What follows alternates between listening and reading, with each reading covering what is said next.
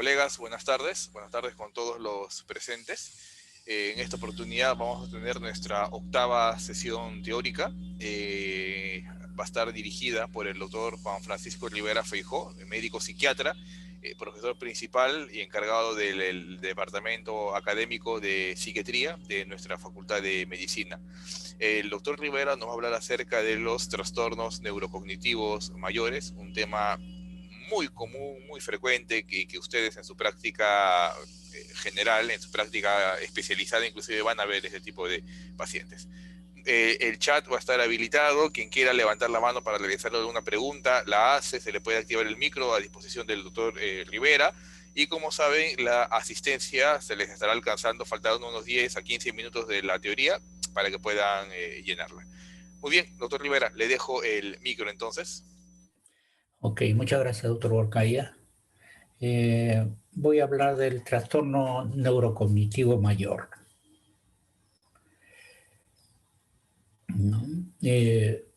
Son trastornos, ¿no? Un grupo de enfermedades cuya característica principal es la pérdida cognitiva después de haber logrado un desarrollo mm, normal, ¿no? Representa un declive de lo que se ha adquirido previamente. Incluye en esa nomenclatura a los cuadros de demencia y principalmente voy a hablar de lo que es la demencia, ¿no? Como trastorno cognitivo mayor, ¿no? Y es que este término no se deja de usar, no se recomienda que se deje de usar, ¿no? Pero se puede decir que también trastorno neurocognitivo mayor a cualquier tipo de demencia, ¿no? Son cuadros degenerativos que afectan a personas mayores y también de edad avanzada. Es recomendable utilizar el nombre de trastorno neurocognitivo para aquellos que afectan a jóvenes y a adultos, ¿no? Y también para que es llamado trastorno amnésico asociado a otra enfermedad médica, ¿no? El trastorno neurocognitivo mayor tiene una etapa en la que generalmente es un trastorno neurocognitivo leve, pero hay personas que solamente van a desarrollar esa pérdida cognitiva y de habilidades también sociales y, uh, um, y otras de comunicación. Puede eso quedar como un trastorno neurocognitivo leve, ¿no? Se denomina un trastorno neurocognitivo leve cuando todavía la persona conserva la capacidad para su desempeño autónomo, eh, para comer, vestirse, en su higiene, para desarrollar algunas actividades económicas, ¿no? Y para esta clase he excluido el tema del delirium, que tiene una clase especial. El tema del delirium, que pertenece a este grupo de enfermedades, tiene una clase especial. ¿Qué criterios podemos especificar, ¿no?, en este trastorno neurocognitivo mayor? El declive significativo de los procesos cognitivos, ¿no? La atención compleja, ¿no? La persona pues no puede atender de una manera compleja, se distrae con facilidad, ¿no? La función ejecutiva, que es tomar decisiones, elegir entre opciones y tomar una decisión. El aprendizaje y la memoria se olvidan fácilmente, ¿no? Y la cognición social, esto es la inteligencia social. Eh, la cognición social, pues, es aquella que nos permite comportarnos de una manera tal que el ambiente en el que estamos no se vea perturbado, ¿no? Entonces una persona puede perder esa capacidad y puede actuar de manera muy desinhibida o puede ser adquirir comportamientos groseros, ¿no? Eh, eh, salir inadecuadamente vestido a la calle, puede ser eso, ¿no? No distinguir eh, la expresión facial de las personas. Bueno, el, después en B tenemos como criterio el déficit cognitivo que interfiere con la autonomía del individuo en las actividades cotidianas, ¿no? Entonces, uno es autónomo cuando sabe cuidar su vida, sabemos cruzar las calles, ¿no? Podemos manejar una cuenta, una libreta de ahorros, una cuenta, ¿no? Podemos tomar decisiones sobre si nos conviene comprar una propiedad o, o un vehículo, o si nos inscribimos en una maestría, ¿no? O hacemos alguna otra capacitación, o una persona autónoma puede darle un giro especial a su empresa, pero se pierde el déficit cognitivo, interfiere con la autonomía. La persona necesita ayuda, ¿no? Y cada vez más ayuda, ¿no? Bueno, al final, pues tanto se produce eso que la persona no puede vestirse por sí mismo y necesita ayuda hasta para su higiene y para comer. Ya en casos más severos, pues la persona se olvida de comer y cómo tiene que comer, ¿no? Ya la persona puede tener todavía fortaleza motriz como para de estar en una posición uh, en un decúbito dorsal, y teniendo capacidad motriz para levantarse, eh, pide ayuda porque no sabe cómo se va a levantar, qué, qué postura van a tener las manos, qué inclinación del cuerpo tiene que hacer, ¿no?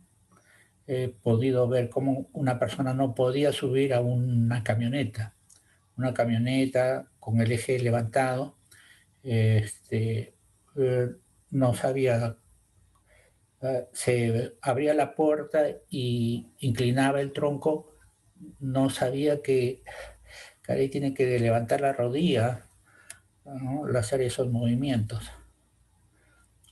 Y ya vamos viendo que lo que hay que hacer con las personas cuando están llegando a ese nivel, tienen que hacer cosas, tienen que hacer la terapia ocupacional, ¿no? Secar los cubiertos, acomodar los platos, ¿no? Y hay que enseñarle cosas. Y que el déficit no se debe explicar por un déficit cognitivo por esquizofrenia o por una depresión mayor, ¿no? Una depresión profunda. Eh, el trastorno neurocognitivo es leve cuando el déficit no interfiere con actividades cotidianas, ¿no?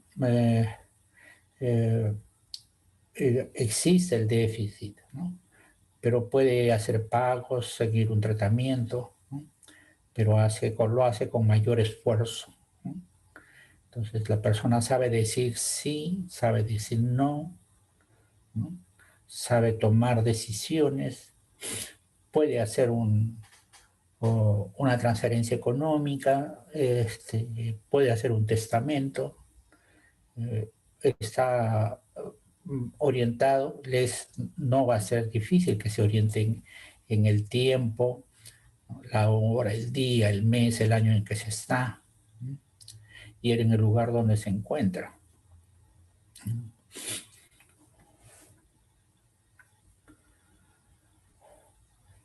Aquí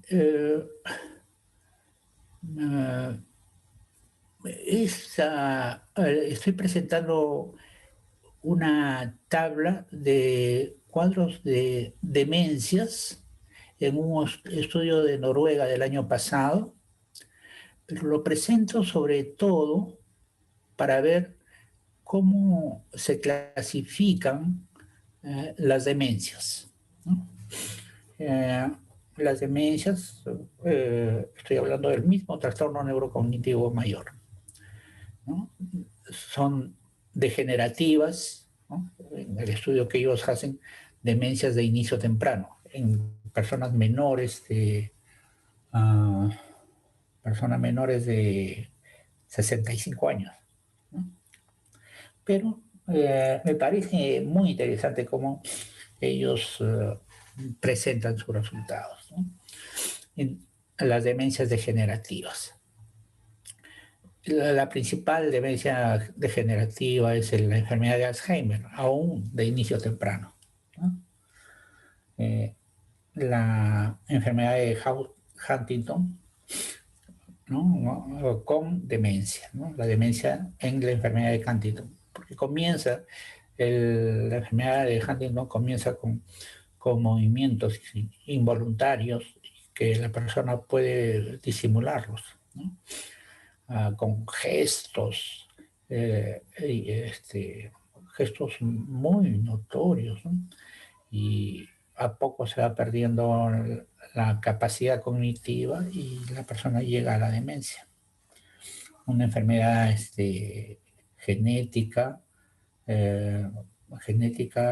darwiniana, o sea, con un gen dominante, ¿no? Y, la demencia frontotemporal, que afecta funciones del lóbulo frontal y temporal, ¿no? Y que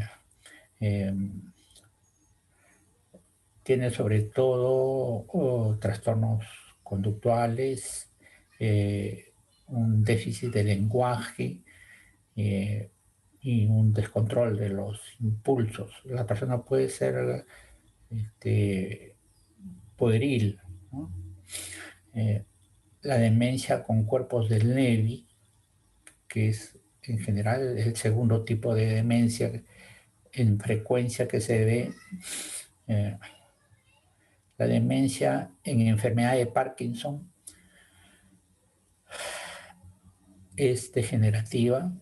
En realidad, pues la demencia de Parkinson y la demencia de cuerpos de Lewy tienen muchos aspectos en común, ¿no? Así como la enfermedad de Alzheimer se caracteriza por las placas de beta amiloide, ¿no? Y las neurofibrillas intracelulares de proteína tau, la demencia con cuerpos de Lewy presenta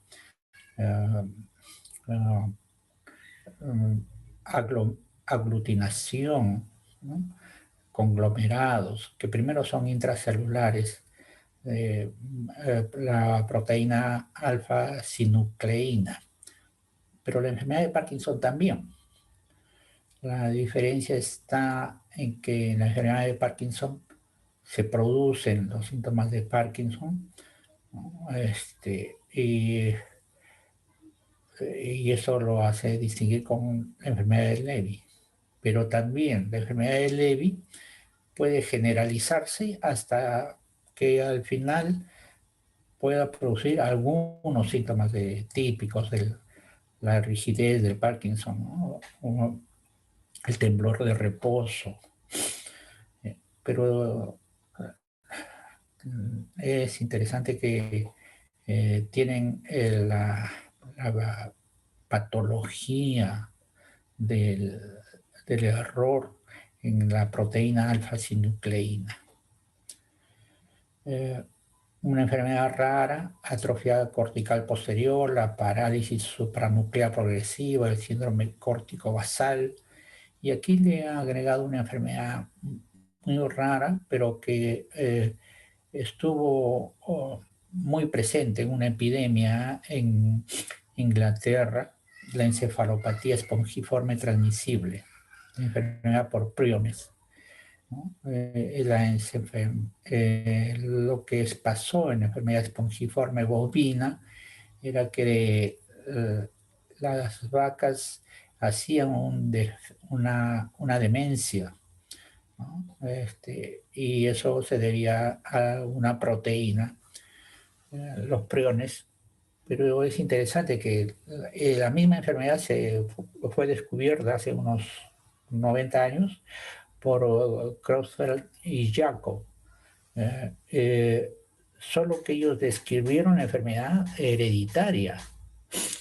La encefalitis espongiforme bovina, espongiforme porque el cerebro tiene unas características de esponja. Es una enfermedad transmisible. Y es que la de Creutzfeldt-Jakob también puede ser una enfermedad transmisible, como la enfermedad de Kuru que se presentó en Papúa Nueva Guinea, ¿no? Es una isla que queda al norte de Australia, y la enfermedad era transmisible porque una tribu conmemoraba el fallecimiento de un familiar comiendo el encéfalo del fallecido. Y ahí estaban los priones, y ahí adquirían la enfermedad. Cuando se prohibió esa costumbre, la enfermedad fue controlada, ¿no? Y entonces una enfermedad que es transmisible. Resulta muy aleccionador ver cómo esto se puede transmitir de un humano a otro humano, ¿no? No entro más en detalle, es una enfermedad rara, pero que está siendo muy investigada porque los beneficios que se pueda conseguir con el tratamiento de esto podría aplicarse a las otras enfermedades, ¿no? Y al revés. Después, en esas demencias de inicio temprano, están las demencias vasculares, la demencia mixta, que es vascular o solamente arterial, ¿no? Y otras demencias. Otras demencias, la demencia por consumo de alcohol. Entonces, poblaciones donde se bebe alcohol, gente que toma mucho alcohol va a intoxicarse al punto que su, eh, su sistema nervioso central va a estar muy afectado. Y la persona llega a tener una demencia. Demencia en discapacidad intelectual, ¿no? Principalmente el síndrome de Down, que es la trisomía 21. En la trisomía 21 hay un gen que está triplicado, pues uno en cada cromosoma 21, y eso, entre otras cosas, además de sus 400 genes activos que están en la persona, está el gen eh, a- mm, de la proteína que produce eh, el beta amiloide, ¿no? Proteína precursora de amiloide, ¿no? Entonces, ellos tienen alto riesgo para que al llegar a los 40 años empezar a desarrollar una enfermedad de Alzheimer. Demencia asociada a traumatismo encefalocraniano. A veces es un traumatismo encefalocraneano grave y lo que se describe en general son múltiples traumatismos encefalocraneanos leves, no, o moderados, leves, ¿no? ¿Quiénes hacen traumatismos encefalocraneanos leves y muchas veces eh, los que están expuestos eh, a golpes como los deportes que son rudos, inclusive la persona para hacer ese deporte puede usar un casco, o la gente que está expuesto cuando hay combates, ¿no? Está expuesto a impactos de onda expansiva. La onda expansiva puede ser muy destructora. Lo sabemos, ¿no? Inclusive se ha visto cómo esto puede usarse para concentrar una onda expansiva en un cálculo renal y pulverizarlo, ¿no? Siempre hay un riesgo ahí de hemorragia, ¿no? Pero eso debe ser transitorio.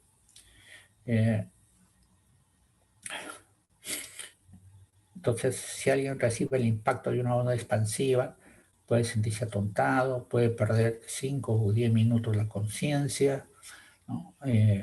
Y sigue la actividad que está haciendo.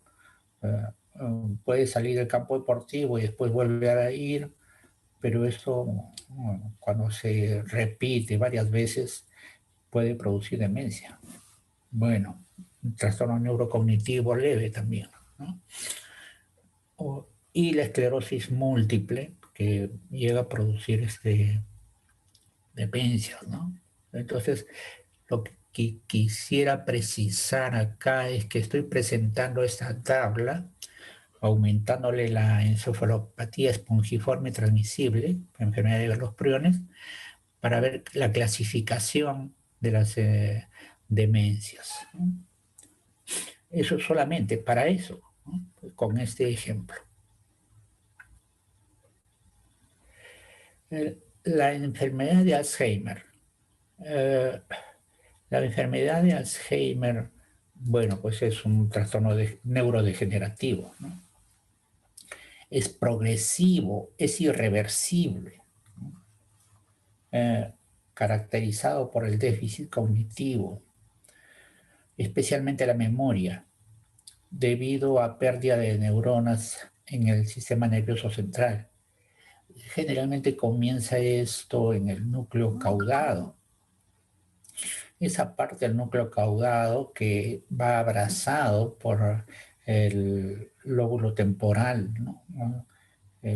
La parte superior del lóbulo temporal eh, llega a envolver esa parte del núcleo caudado, y ahí es donde se trabaja mucho, se procesa mucho la experiencia de la memoria. Entonces la persona pierde la memoria. Primero se desorienta en el espacio y después en el tiempo, ¿no? Y algunos pacientes son llevados al hospital ya cuando ha pasado algo muy peligroso, ¿no? Cuando la persona ha salido a comprar algo cerca de su casa y lo encuentran al día siguiente o después de unas horas, ¿no? Porque se había perdido y no daba razón de cómo llegar a su casa. Eh, Acá el cerebro muestra cúmulos proteicos del amiloide beta y de la proteína tau. La proteína tau es una proteína que participa en la actividad de los microtúbulos, ¿no? Esto es parte del esqueleto celular, ¿no? De la fisiología en el esqueleto celular. Los túbulos transportan moléculas y tau está apoyando ese funcionamiento. ¿no? Y el amiloide beta es una parte de una proteína transmembrana. Voy a explicar esto con más detenimiento. Y luego aparece la muerte celular. Ya desde el inicio esto es un gran problema, porque el neurotransmisor más activador, dentro de los neurotransmisores activadores del, del sistema nervioso central, está pues el glutamato, ¿no? Cuando las células que producen glutamato mueren, este glutamato se vierte al espacio extracelular y esto es una molécula muy irritante y muy destructiva. Entonces, eso lleva a una cascada de patología, ¿no? Muere una célula y afecta a algunas que están ahí cercanas por el glutamato, ¿no? Eh, bueno, la enfermedad de Alzheimer es la enfermedad más frecuente y se clasifica en demencias, se clasifica a los tipos de enfermedad en enfermedad de Alzheimer de inicio temprano, y a la enfermedad esporádica o de inicio tardío, ¿no? Las de inicio temprano, ¿no? Antes de los 65 años, se deben generalmente a un solo gen. El gen de la apolipoproteína, ¿no? Productor de la apolipoproteína que está en el cromosoma 21, y dos genes, uno que está en el cromosoma 14 y otro que está en el cromosoma 1, la preselinin 1 y el preselinin 2, ¿no? El inicio de la enfermedad puede ser a los 30 o 40 años. Hay descripciones de casos que comienzan un poco antes, inclusive, ¿no? Voy a mostrar dentro de un momento unos esquemas de cómo que estos genes interfieren con la homeostasis celular en el cerebro. Las de inicio tardío, las que se presentan a partir de los 65 años, tienen factores genéticos o génicos y también factores ambientales, ¿no? Factores ambientales como desnutrición o este consumo de sustancias tóxicas, ¿no? Una falta de vitamina D puede ser, o mucho consumo de alcohol puede ser un factor de riesgo, ¿no? Y los genes que no tienen mucha penetrancia completan a esos factores de riesgo, ¿no? Son varios, son diversos, ¿no? Son diversos. El más identificado es el gen de la apolipoproteína E en su variación 4. Las variaciones más presentes en nuestra especie son la apolipoproteína E2, 3 y 4. Quien es el portador de la variación 4 tiene un factor de riesgo para hacer Alzheimer, ¿no? Eh, es, esta proteína permite el transporte de lípidos, especialmente el colesterol, ¿no? Esto es una de las proteínas más estudiadas, justamente porque transporta el colesterol. Eh, y dentro de factores ambientales hay que destacar al traumatismo encefalocraniano, que por su cuenta ocasiona lesiones y llevan a la demencia, pero cuando hay un potencial genético para desarrollar esta enfermedad, es un factor más para que se presente. Aquí voy a hacer un paréntesis breve para recordar que en general la Organización Mundial de la Salud reconoce que entre el 30 y 40% de las demencias pueden eh, manejarse bien de manera preventiva o hacer que se presenten con síntomas más leves y de una manera más tardía si se toman precauciones para no exponerse a traumatismos encefalocranianos, ¿no? Para tener una alimentación adecuada, ¿no? Para no tener factores de riesgo como son diabetes tipo 2 o para tener un buen manejo de hipertensión arterial.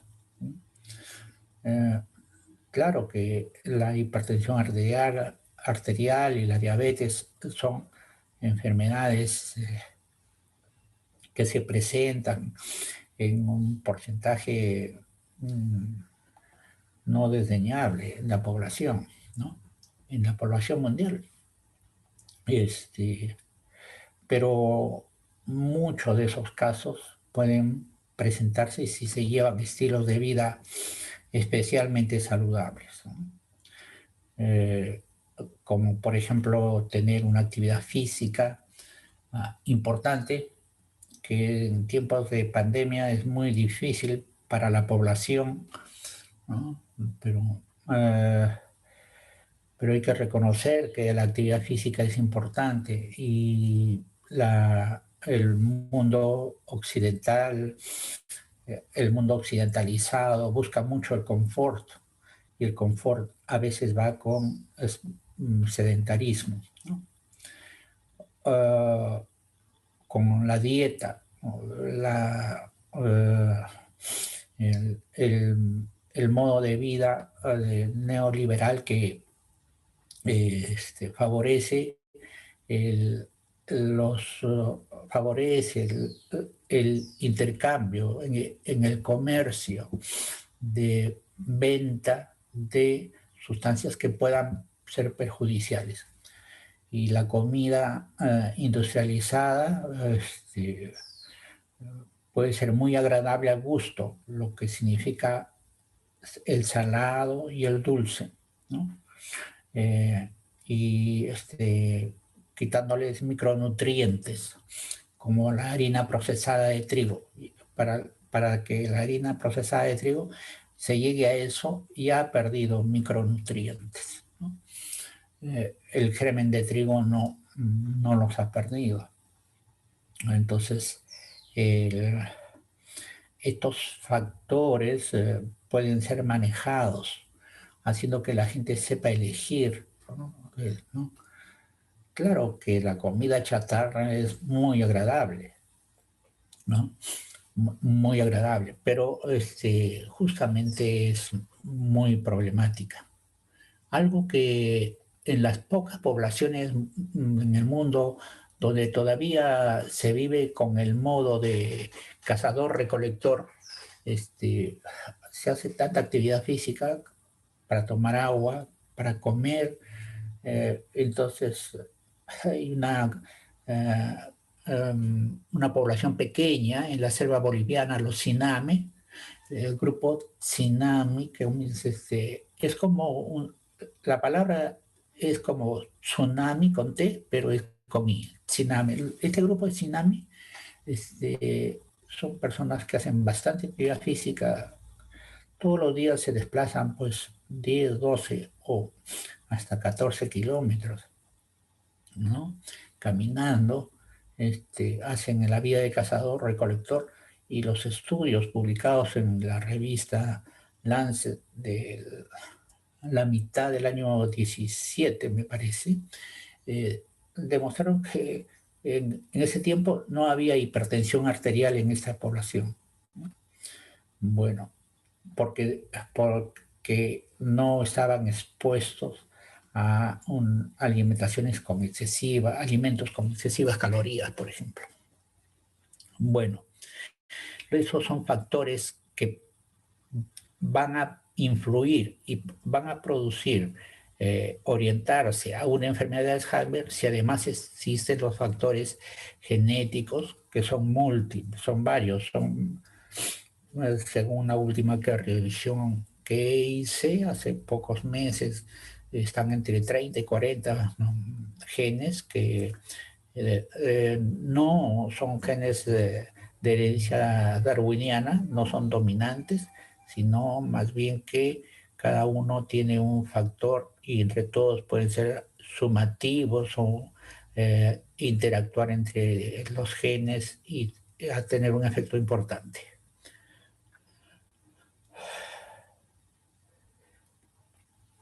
Factores de riesgo modificables en enfermedad de Alzheimer tardío, en enfermedad cardiovascular, el tabaquismo, obesidad, lo que he hablado, hipertensión arterial, diabetes mellitus 2, hipercolesterolemia, el nivel de educación que se tiene, la historia previa del TEC también.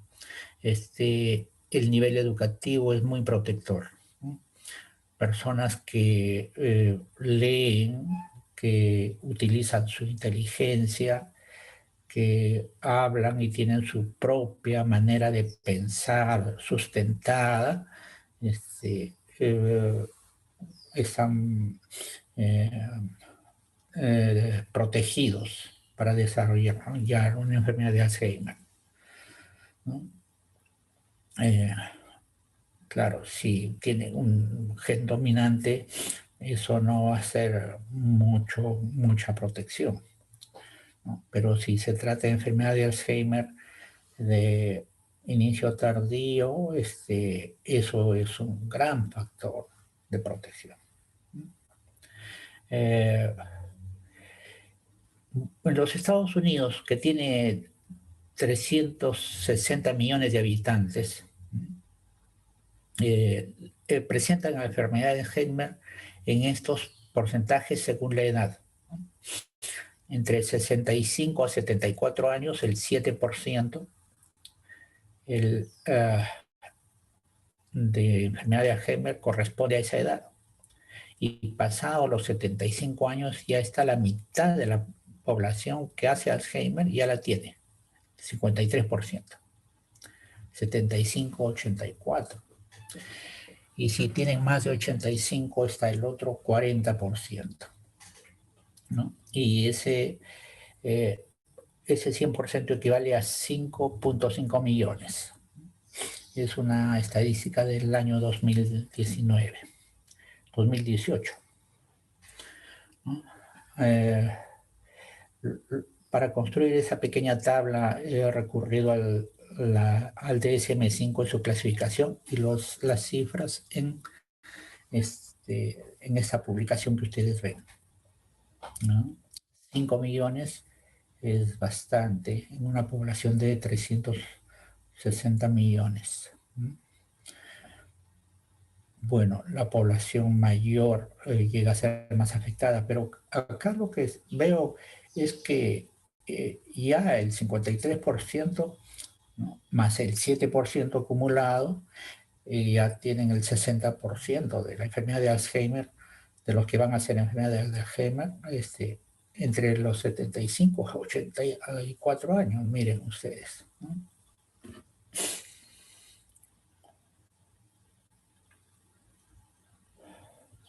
La Organización Mundial de la Salud, a través de estas dos publicaciones, hablan de la prevención de la demencia, y entonces se identifica pues 12 factores de riesgo que podrían ser manejables, menos educación, ¿no? Eso eh, es un factor de riesgo, ¿no? Entonces, alguien puede haber terminado la secundaria o terminado la primaria y después nunca más lee nada, ¿no? O no se preocupa por plantear sus propias ideas, no se cultiva, ¿no? El menor nivel educativo. Eso es un factor de riesgo muy alto, ¿no? Entonces, gente que en general no resuelve cosas, ¿no? Bueno, hipertensión arterial, la discapacidad auditiva. Cuando alguien tiene dificultad para caminar, usa bastones o muletas o andadores, ¿no? Pero si la persona no escucha bien, tendría que ponerse audífonos. Y eso no lo hacen, no hay esa costumbre, ¿no? Y hay algunas personas que rechazan esto, y esto es un gran error, ¿no? Es un gran error, porque entonces están perdiendo el estímulo social de la palabra. Y entonces dejan de conversar, ¿no? Y el estímulo social es muy importante, ¿no? Entonces hay que tener en cuenta esto, las personas tienen que usar su audífono si tienen ese problema, ¿no? El tabaquismo, la obesidad, ¿no? Son cosas algo difíciles de cambiar, ¿no? El tabaquismo y la obesidad. La depresión, la inactividad física, eh, y la inactividad física es la vida sedentaria, que es parte de lo que la sociedad promueve, el excesivo confort, ¿no? O sea, que, he podido ver, porque tengo capacidad y curiosidad también, pues, ¿no? Sentado en un parque con un grupo de amigos, de pronto veo que del segundo piso de un edificio baja una joven y sale con su automóvil y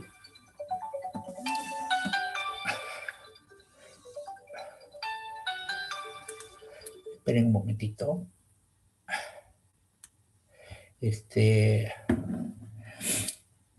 ah, ella baja, sale con su automóvil y a los 10 minutos regresa, ¿no? Y se enciende la luz del comedor, eso lo veíamos todos. A mí me pareció que había salido a comprar pan para su lunch, ¿no? Entonces, eso es eh, una inactividad física, ¿no?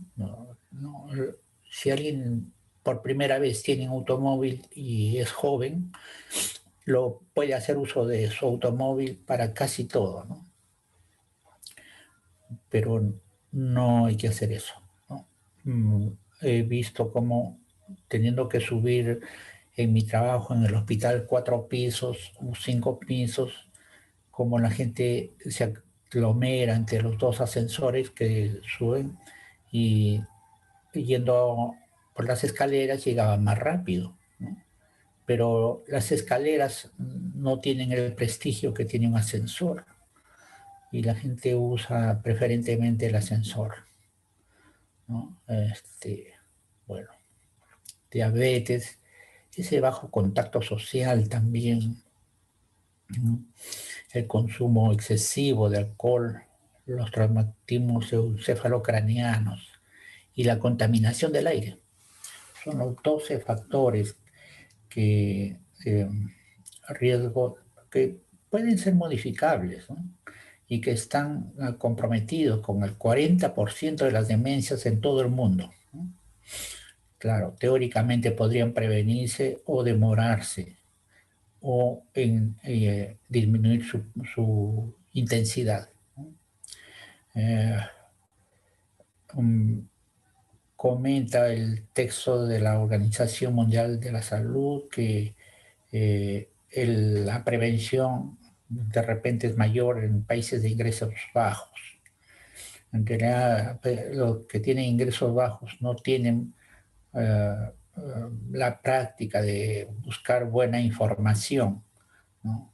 Y creen que van a encontrar información a través de la televisión, por ejemplo, ¿no?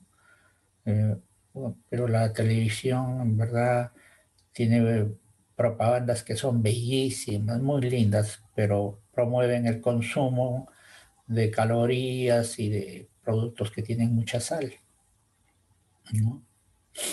Eh, bueno, hay que tener en cuenta esto, que vale para todas las demencias, y lo estoy presentando acá al hablar de la enfermedad de Alzheimer, eh, porque es la demencia más frecuente. Marcadores diagnósticos en enfermedad de Alzheimer: la atrofia cortical, las placas neuríticas del amiloide beta, que se ven en el espacio extracelular, ¿no? Pero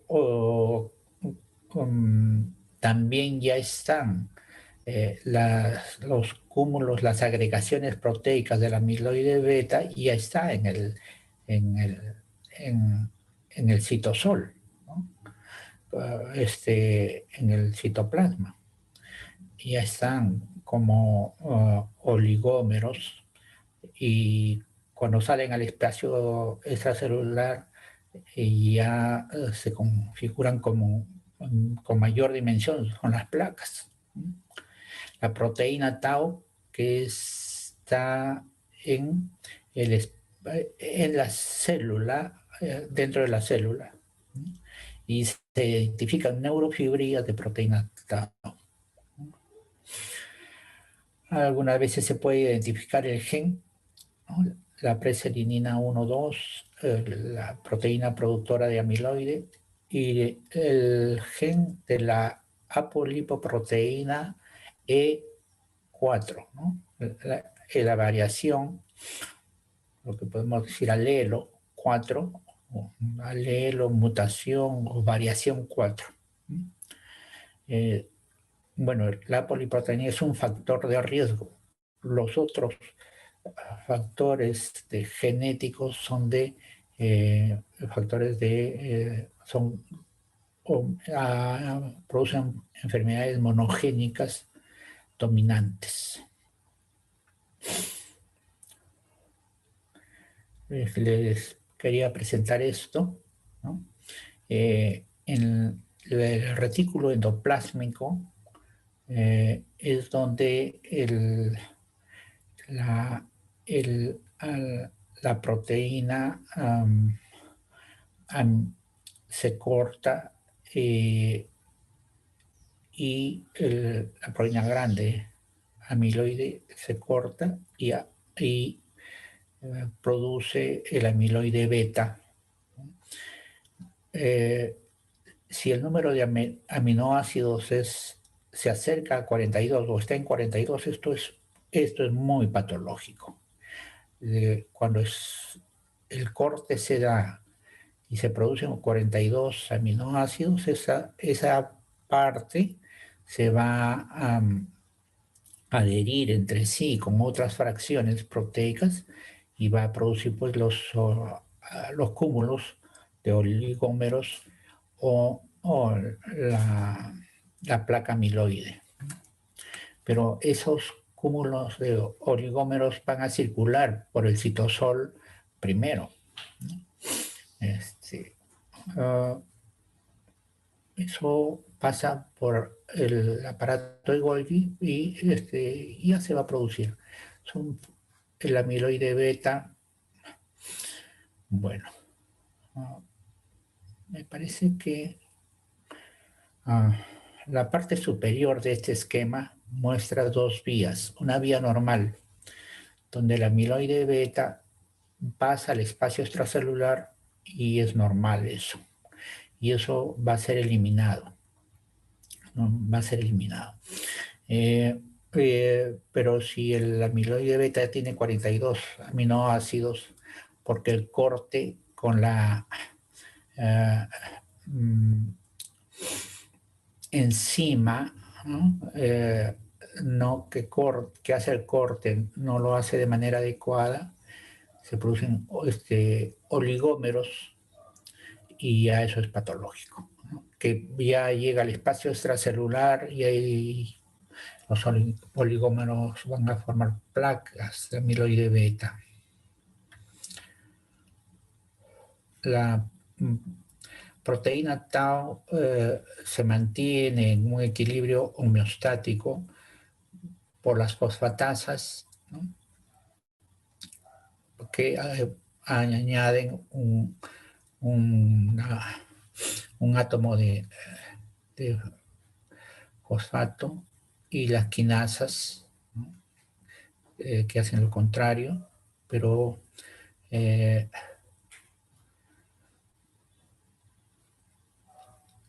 las proteínas, los oligómeros de tau que están hiperfosforilados, ¿no? Por acción de la quinasa, eh, eh, las proteínas tau que son hiperfosforiladas hacen que se adhieran entre sí. Hay oligómeros y después neurofibrillas intracelulares, siempre intracelulares. Y eso intoxica el cerebro y la célula y la daña y hay muerte celular. Claro, eso no es patognomónico de la enfermedad de Alzheimer. Se presenta la proteína tau en la demencia frontotemporal, ¿no? Que también es frecuente. La proteína frontotemporal es una enfermedad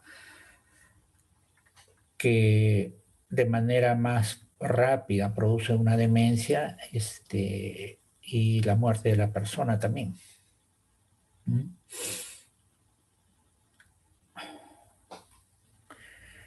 Los tratamientos disponibles para esa demencia lo que hacen es lentificar el proceso de la enfermedad, pero no pueden detener la enfermedad, ¿no? Se utilizan los inhibidores de la acetilcolinesterasa, ¿no? La acción de los eh, neurotransmisores en el espacio eh, eh, de, eh, interneuronal, ¿no? En la sinapsis, es brevísima, ¿no? Porque la molécula es sacada inmediatamente, retirada a través de la autorrecepción de la misma neurona o a través de la acción de algunas enzimas. En el caso de acetilcolina, la acetilcolinesterasa elimina la acetilcolina, ¿no? Entonces, para que haya más acetilcolina, se usan la ribastagmina, donepezilo, otracrine. Me parece que en nuestro medio ribastagmina y donepezilo son los dos medicamentos más usados, ¿no? Entonces, de esa manera, la acetilcolina puede tener mayor permanencia, ¿no? Los inhibidores del receptor de NMDA, que es la memantina, ¿no? Son inhibidores de la acción de neuronas glutamatérgicas, ¿no? Entonces se producen menos glutamato y eso también es un factor de protección. Logran lentificar la evolución de la enfermedad. Y cuando ya aparecen los primeros síntomas, ya la enfermedad tiene años de desarrollo, ¿no? El, uh, y pero la enfermedad después sigue su curso, ¿no? Normalmente pues, puede 8, 10 o 12 años. Con los medicamentos eso puede durar, lentificarse un poco más, pero hay que ver hasta qué punto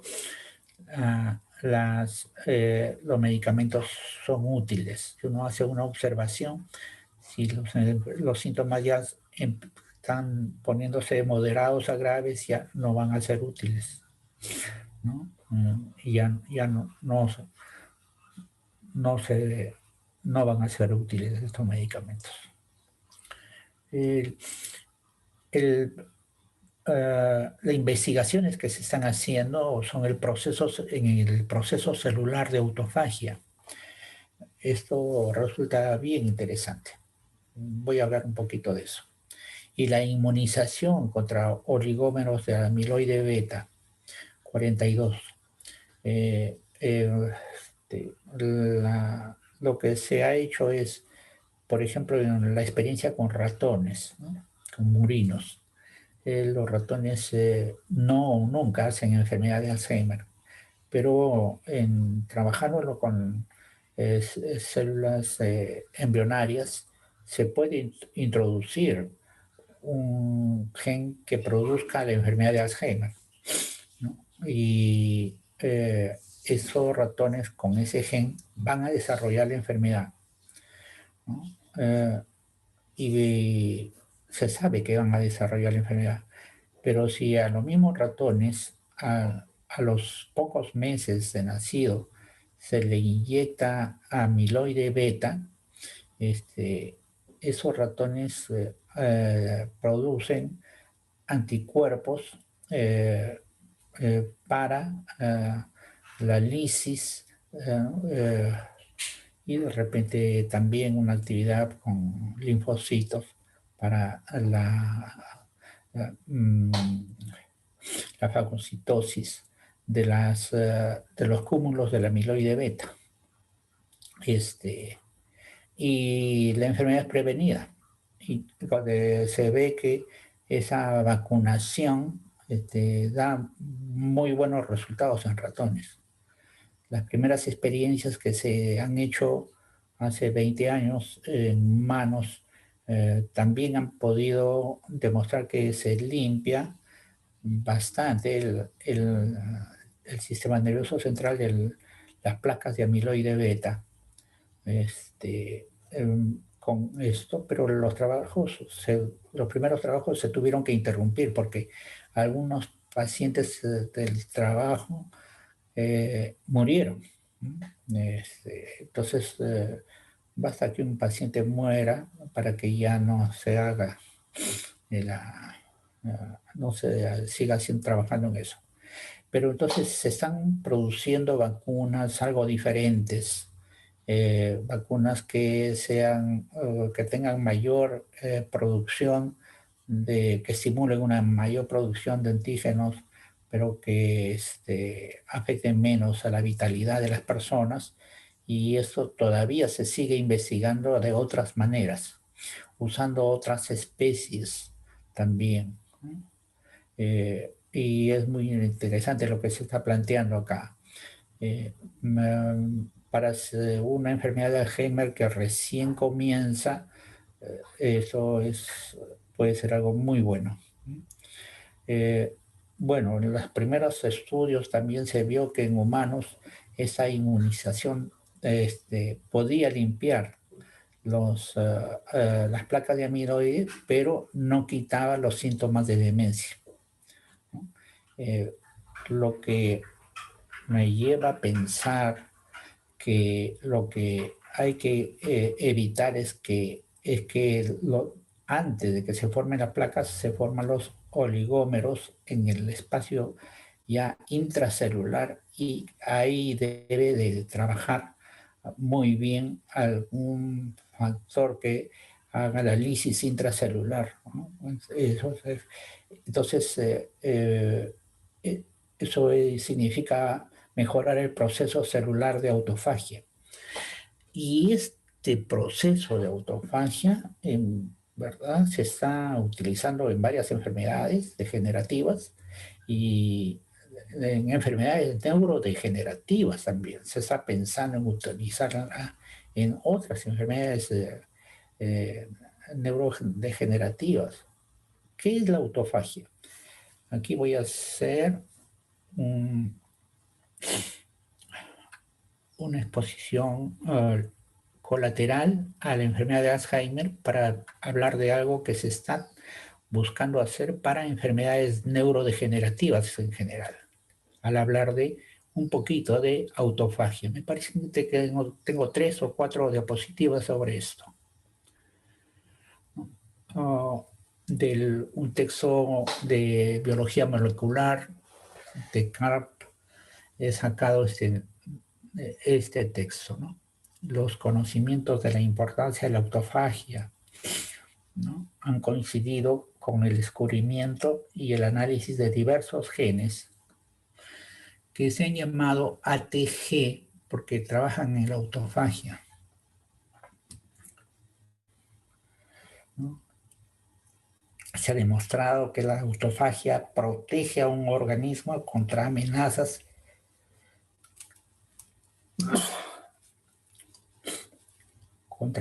intracelulares que varían desde agregados proteínicos anormales hasta bacterias y parásitos invasores.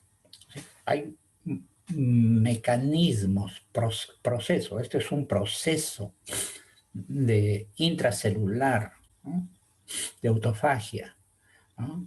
Se ha mencionado que la autofagia interviene en la prevención de neurodegeneración, que a través de la producción de una membrana se produce un organelo intracelular especial que capta a proteínas mal configuradas o desechos proteicos, o también microorganismos puede captarlos, y esa membrana, que es un endosoma, se vincula con lisosomas, y los lisosomas vierten sus enzimas a este endosoma y digieren y hacen un análisis del contenido de este endosoma, y eso lo pone a disposición del metabolismo, de la homeostasis celular, ¿no?, porque tiene un material básico para formar nuevas proteínas o para nuevas funciones de energía.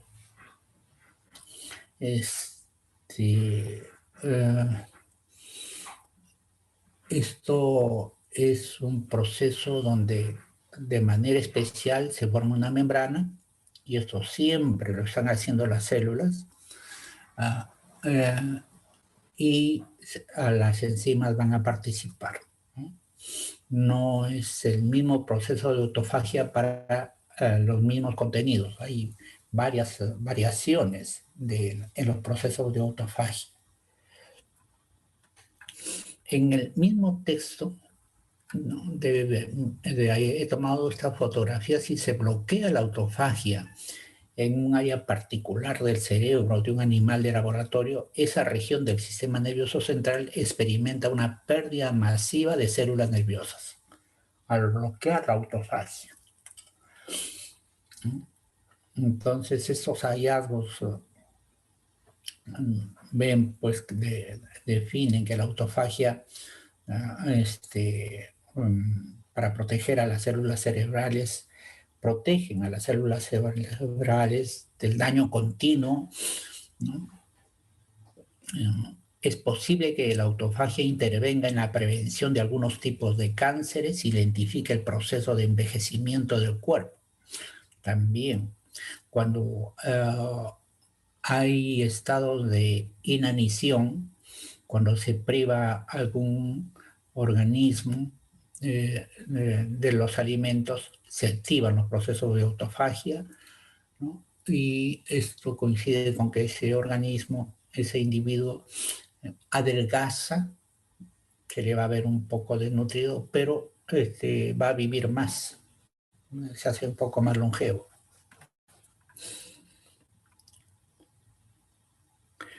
Los hepatocitos normalmente están reciclándose en el 1.5% de su contenido citoplasmático cada hora, ¿no?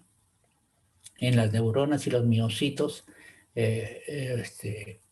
tienen una autofagia ágil, ya que estas células no se dividen, no se reproducen y tienen mayor riesgo de acumular tóxicos, ¿no? Y necesitan más reciclaje. Errores en autofagia lleva a enfermedades con pérdida de vitalidad, ¿no? Alzheimer, Huntington y otras, ¿no? Bueno, esta es la última imagen que presento sobre autofagia. Hay un proceso donde los lisosomas se vierten ya al endosoma, que acá tiene una mitocondria, y esto se va a digerir, lo que es tóxico se elimina y lo otro se vuelve a utilizar o se queda como un residuo. De todas maneras, las neuronas, como no se dividen, van acumulando residuos. Entonces se está viendo cómo es que se puede utilizar en enfermedades neurodegenerativas a una mayor efectividad del lisosoma en este endosoma que es especial para la autofagia, ¿no?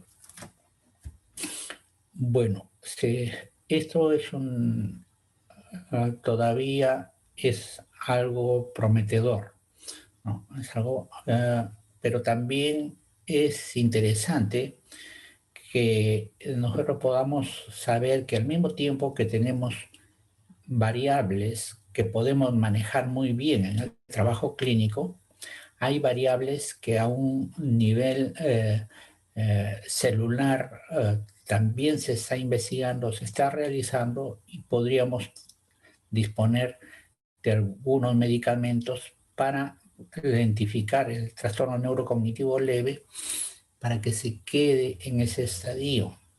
Vamos a ver, ¿no? Eso. Bueno.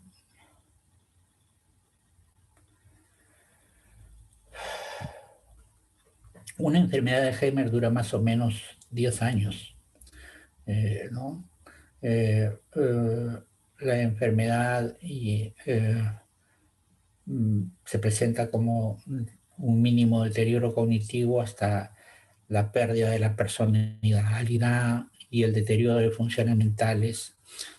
Imagínense una persona que se olvida de deglutir, tiene los alimentos en la boca, pero no sabe pasarlos, por ejemplo, ya, ¿no?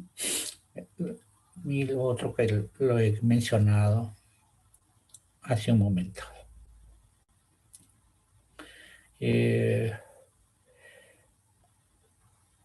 La demencia frontotemporal es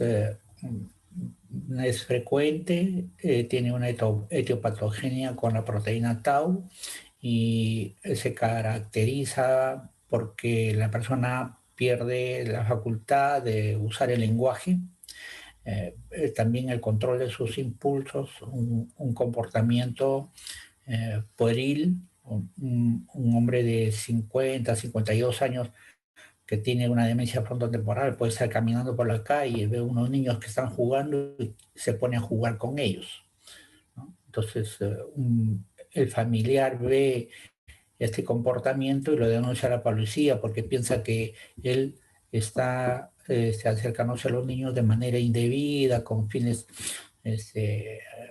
maliciosos, ¿no? Y en la comisaría ven pues de que el hombre no sabe dar bien sus datos y tienen que buscar cómo hablan con el familiar, ¿no? Lo que, bueno, de la Corea de Huntington lo que puedo decir que comienza con movimientos faciales que se extiende. Un momentito. Flaca, préstame tu cargador. Se me está bajando la batería.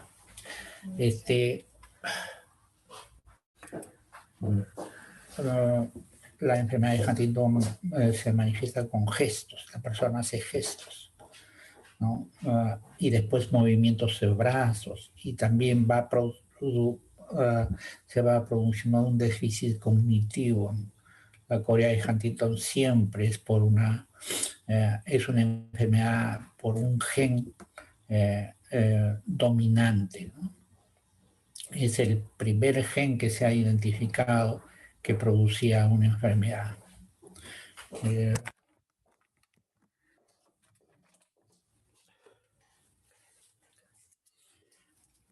Y te voy a cargar, voy a conectar mi computadora a mi cargador.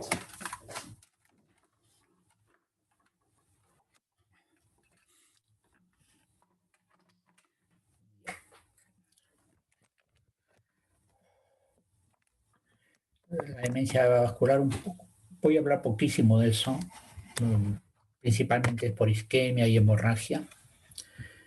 Por textos reiterados he hablado bastante de eso. La enfermedad por priones, he hablado algo de esto, es poco frecuente, pero es muy interesante lo que se está viendo en estas enfermedades, muy, muy interesante, ¿no? Es una enfermedad muy especial, una proteína que se comporta en la enfermedad por priones, es una enfermedad que se produce, que se comporta como si fuera un agente como una bacteria o como un virus.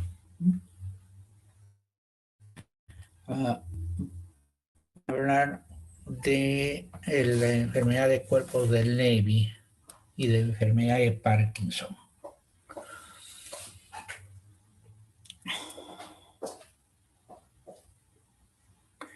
La,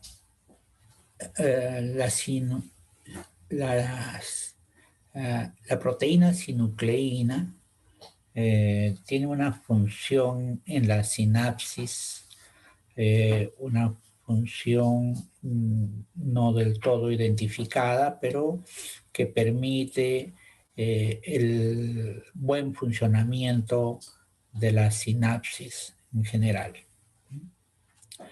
Se va a presentar patología de esta proteína como un factor hasta ahora el más importante en la demencia de los cuerpos de Lewy-Brody. Los cuerpos de Lewy-Brody tienen principalmente sinucleínas mal configuradas, ¿no? Intracelular y después extracelular. Y eso mismo pasa con la enfermedad de Parkinson. Y también hay una enfermedad de atrofia de múltiples sistemas con la sinucleína. Por los cuerpos de Levy.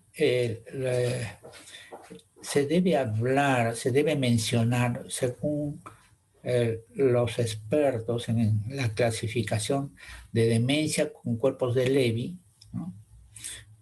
La persona va haciendo un cuadro demencial en general,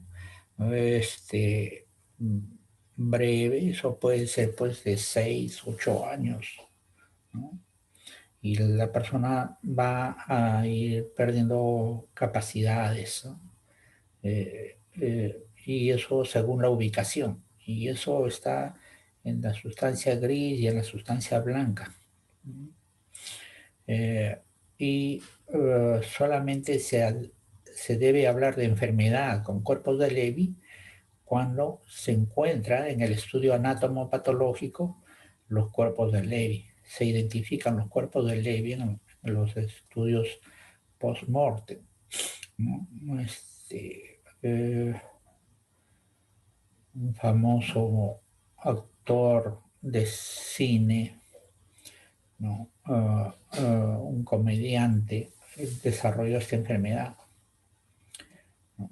y me lo llegó a bueno, disimular durante algunos años, pero tenía mucho comportamiento ya psicopatológico, ¿no? Hacía estado de depresión, él tenía delusiones, decía que lo controlaban demasiado en su casa, se separó de su familia y fue a vivir en un departamento solo. En los últimos 4 años de su vida pasó eso, consiguió un divorcio, se volvió a casar, pero cada vez tenía menos funciones cognitivas, hizo una depresión severa y ahí se quitó la vida, ¿no? Y en el estudio anatomopatológico se vio, esto lo comunicó la esposa, ¿no? Porque si no, no habría manera de saberlo. La esposa comunicó que el estudio anatomopatológico vio que en diversas partes del sistema nervioso central habían cuerpos de Lewy, ¿no? Eh, eh, bueno, esto, ¿cuándo comienza esta enfermedad? Es una enfermedad que generalmente comienza alrededor de los 65 años para adelante, pero hay casos en los que puede comenzar a los 40 años y casos bien definidos también que son pocos, poquísimos, que comenzaron a los 30 años, ¿no? En el box, un famoso boxeador que hizo una enfermedad de cuerpos de Levy y que al final tuvo Parkinson, comenzó la enfermedad este, a los 42 años.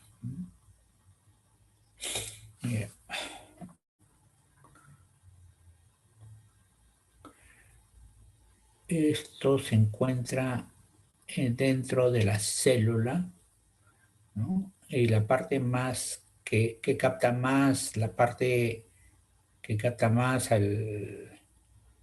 la sustancia que se inyecta es la sinucleína, la alfa-sinucleína.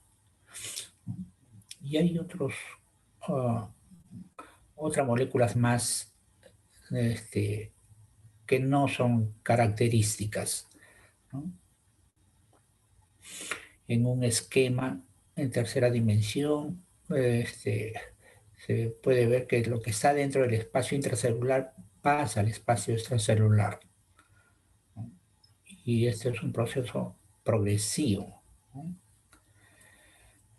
Es el gen del alfa-sinucleína, que es el que está fallando, está en el cromosoma 4, en el brazo largo, Q, ¿no? Este es el brazo largo, en la región 2 y en la subregión 1. El síndrome de adelgazamiento del cuerpo asociado el síndrome de adelgazamiento del cuerpo, esto, cuando se asocia a un deterioro mental, esto afecta en Estados Unidos a 1.4 millones de personas. Si son 5.5 de enfermedad de Alzheimer, la relación entre 5.5 y 1.4 está cerca de 4, ¿no? Está un poco menos de 4, de la cuarta parte. Esta es la tercera forma de demencia, porque lo que caracteriza a esa enfermedad es la demencia, ¿no? Es la demencia. Y al final muchas veces no sabemos qué paciente, qué tipo de demencia tiene el paciente, ¿no? Esto puede ser al problema de la sinucleína o a una enfermedad de Alzheimer. eh,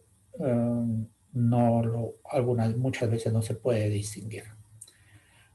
Pero esto no va a durar 10 años, dura menos, ¿no? Eh,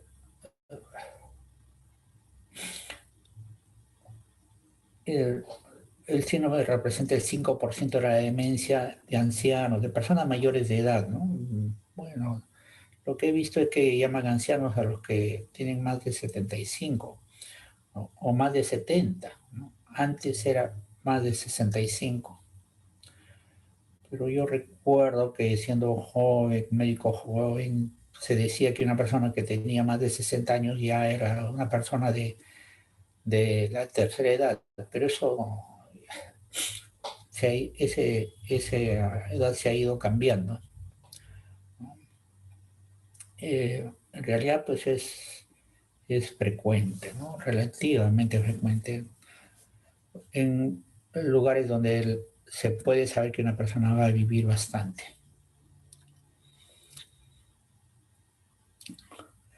La enfermedad de Parkinson está muy vinculada al-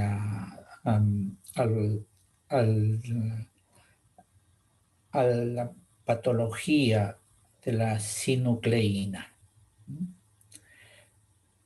Afecta al 1% de las personas de enfermedad avanzada, pero la mitad de los que hacen Parkinson hacen demencia, no todos. La mitad de todas maneras es bastante.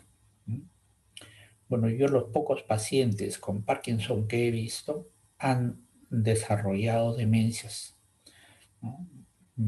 Demencias moderadas, ¿no?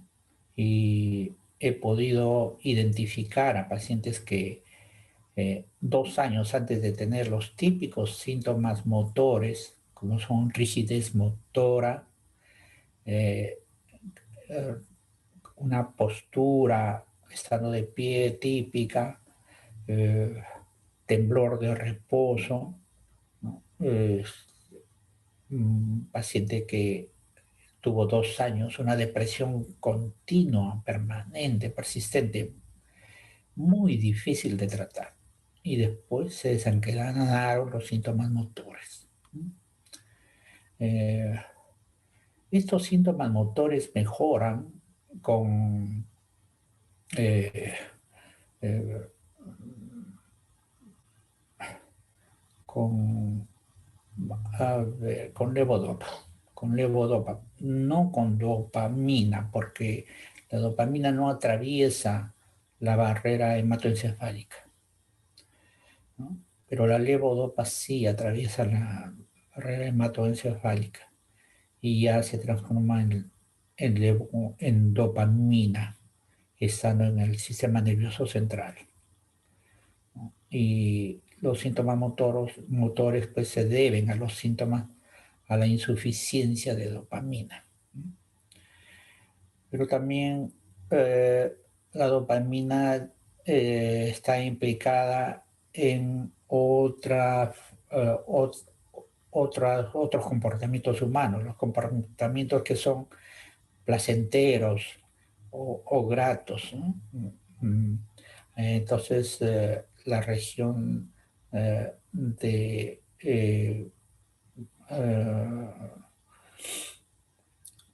en la que se produce este placer es otra vía, ¿no? Entonces, además de tener rigidez postural, hay una rigidez facial y al mismo tiempo indiferencia emocional.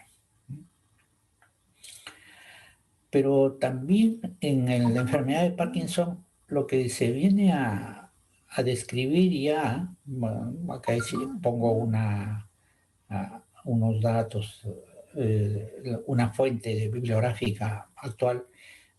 Hay síntomas por deficiencia del sistema noradrenalina, ¿no? Eso implica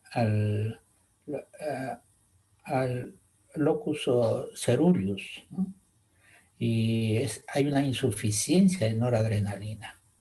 Las principales células que están en el locus ceruleus, que está en el tronco cerebral, la mayor parte de las células son noradrenérgicas, pues son productoras de adrenalina. Y esa adrenalina se va a vertir en diversas partes del sistema nervioso central, ¿no? Se calcula que existen unas 30.000 células, ¿no? Y los estudios que se van haciendo para ver el grado de insuficiencia del locus ceruleus en Parkinson van demostrando que son altamente frecuentes, ¿no? Y que inclusive un gen que está implicado en la producción de la enfermedad de Parkinson comienza la enfermedad a través de locus ceruleus, ¿no? Con la producción eh, de la producción de la proteína alfa-sinucleína de una manera continua. La proteína es patológica, se acumula, se adhiere entre sí, forma cúmulos, fibrillas, ¿no? Y ya configura hasta cuerpos de Levy. Pero comienza el locus ceruleus, algunas veces va al locus niger, ¿no? Y ahí también afecta pues la producción de dopamina misma, ¿no? Por la misma proteína. Esto es un esquema del sistema dopamina en pacientes con enfermedad de Parkinson, ¿no? El locus niger, ¿no? Substancia nigra en latín, ¿no? Hay una insuficiencia de producción de dopamina. La vía de dopamina entonces deja de trabajar y hay una insuficiencia en el estriado, el cuerpo estriado, principalmente en el putamen y en el caudado, ¿no? Uh, Esto es la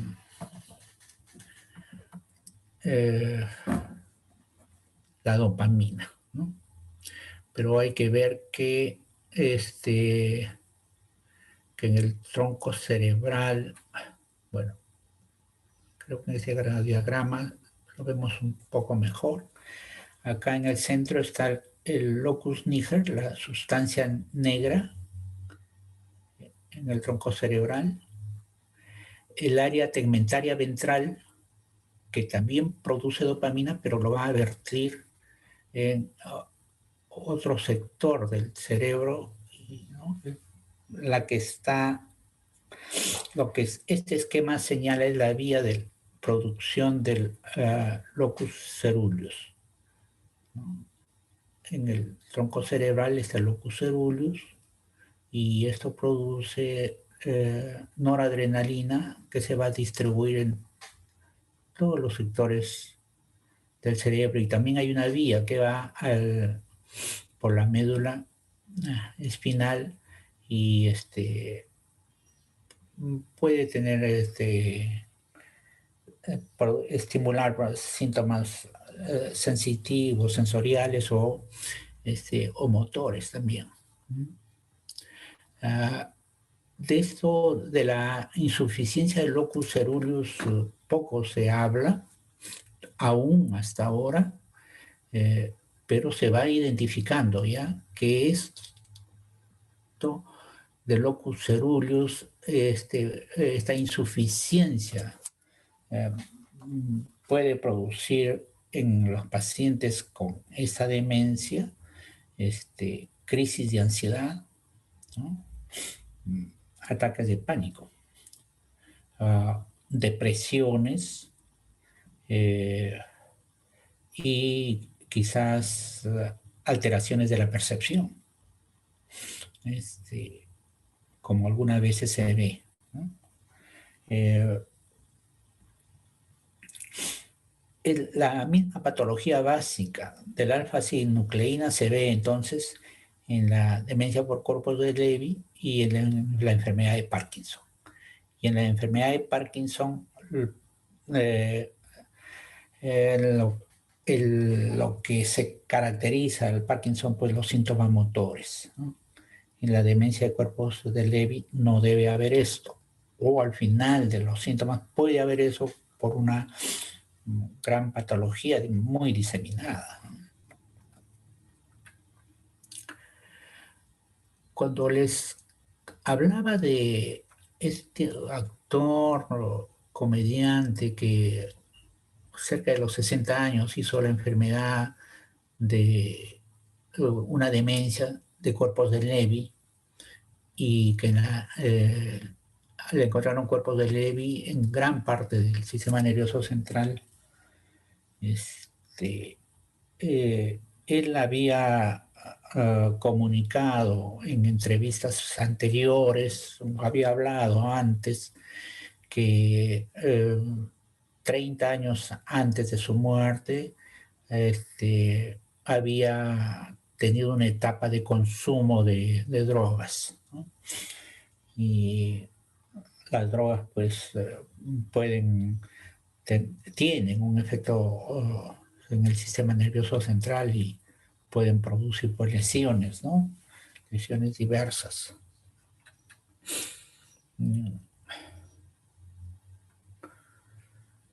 En esa imagen vemos cómo sale la levodopa y cruza la barrera hematoencefálica,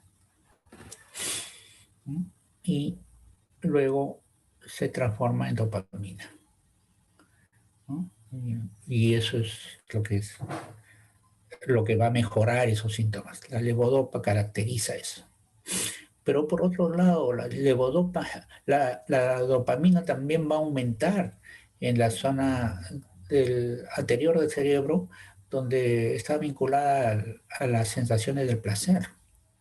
Entonces, la levodopa podría ser que algunas personas que tienen facilidad para una conducta adictiva, que la vuelvan a hacer, como adicción al juego, por ejemplo. Si alguien tiene cierta adicción al juego y toma levodopa, va a tener síntomas adictivos para el juego. Eso hay que avisarle al paciente, a la familia, porque tiene que controlarlo, porque si no, van a ser sorprendidos cuando el paciente ya haya perdido bastante dinero, ¿no? Porque se hace de nuevo, adquiere la adicción al juego, ¿no? Entonces, porque hay dopamina no solamente en el área tegmentaria ventral, sino también en la parte de la región del placer, un poco más hacia el lóbulo frontal.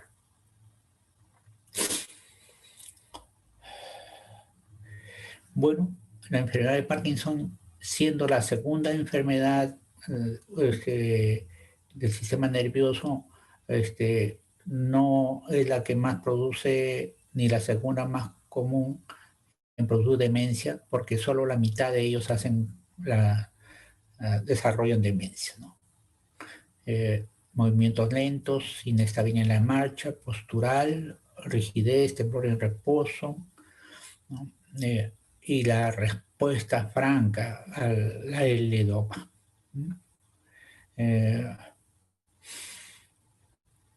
Hay otros síntomas también, ¿no? Pero ya también, pues, los síntomas del Parkinson son abundantes porque cuando se describen muy bien a estos pacientes, entre el 10 y el 20% de ellos tienen algunos de estos síntomas: incontinencia intestinal, alucinaciones, vómitos, ¿no? Cambio de peso, visión doble, ¿no? Otros síntomas, claro, hay pérdida de interés por la vida, falta del deseo sexual, disfunción sexual, sueños vívidos, ¿no? Sueños vívidos, el síndrome de las piernas inquietas, disminución en atención y memoria, micción nocturna frecuente.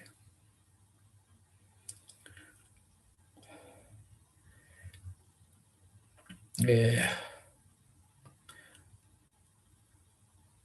mm, Estos son los síntomas que se pueden presentar en Parkinson. Eh, de manera breve voy a hablar sobre el traumatismo encefalocraniano repetido que está vinculado a Alzheimer. Hay una patología mm, es- que produce demencia si el TEC es grave o si son múltiples leves. He hablado de esto ya bastante, ¿no? El traumatismo cerebrovascular eh,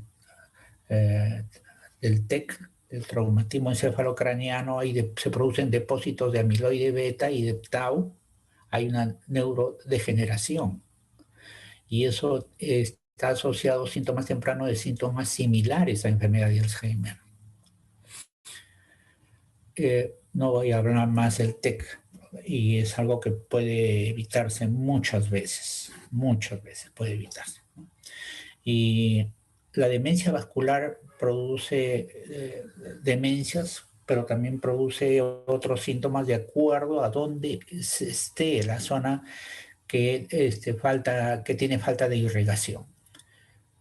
Generalmente son por isquemias y también una cuarta, una tercera parte de estos problemas son por hemorragias.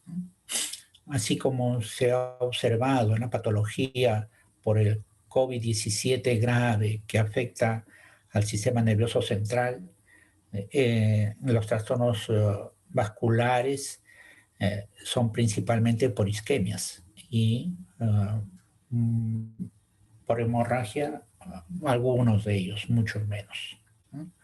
La comorbilidad de la patología vascular con Alzheimer llega al 30% de la demencia vascular, que es bastante.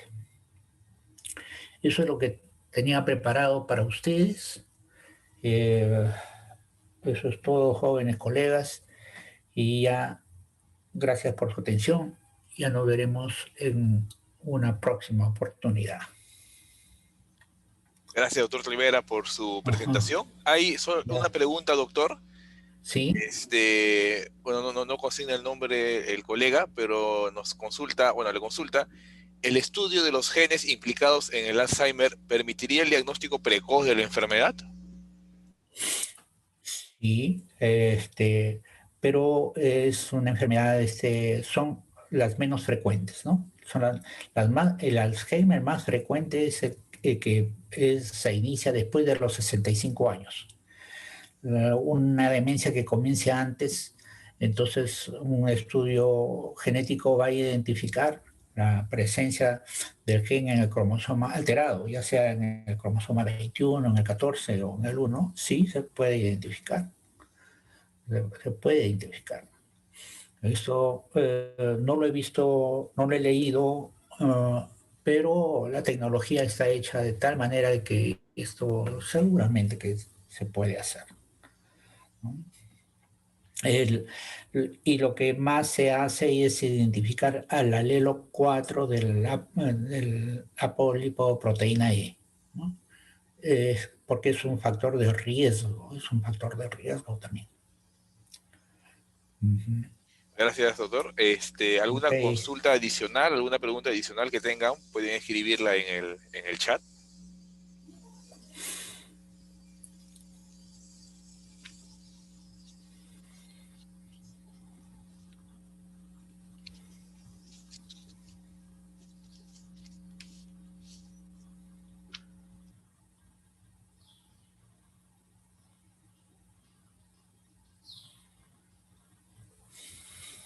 Bien, si no hubiera entonces más preguntas, nos estaríamos viendo, colegas, el siguiente lunes a las 3 de la tarde, donde hablaremos acerca de las implicancias de la salud mental de esta pandemia. El link ya lo compartí, lo vuelvo a compartir por si acaso, de la asistencia, ahí está, para que puedan registrar su asistencia.